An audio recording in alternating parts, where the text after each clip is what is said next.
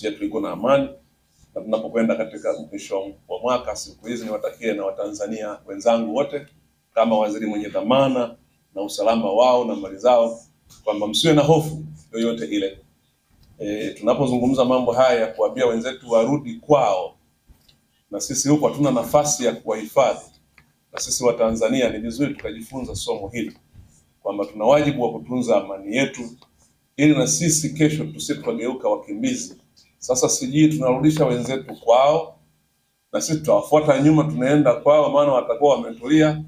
Kwa hiyo vijana na wale wote wanaharakati ambao wanafikiri njia hii ya vurugu na fujo na kuvunja amani ndio itakayowapa haki yao, hiyo njia ni ndefu mno.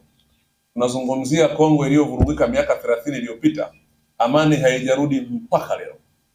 Wewe unayefikiria kuivuruga nchi yako ya Tanzania leo, utakaa miaka 30. Kama wewe ni kijana, basi hiyo haki utaiona, kwa sababu umeidai kwa process ambayo kimsingi sio shortcut. Shortcut ni mazungumzo, shortcut ni kuweka hoja mezani, shortcut ni kufuata mifumo ya mabadiliko, lakini vita, vurugu havijawahi kusaidia nchi yote. Haijasaidia Kongo. Ndugu zangu wako hapa wanaitafuta hiyo amani iliyopotea kwa miaka zaidi ya 30, haijarudi.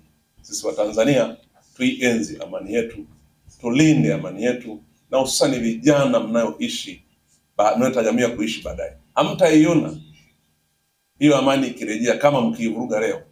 Wenzetu wa Kongo na miaka 30 na sisi tutapita humo. Tujizuie, tuonyeshe resilience na uvumilivu, kwa sababu vyote tunavyofanya havina maana kama amani haipo. Kwa hiyo niwatakie sana kila laheri katika siku hizi za mwisho wa mwaka, Christmas na mwaka mpya. Tusishiriki kwa amani na watu msiwe na hofu.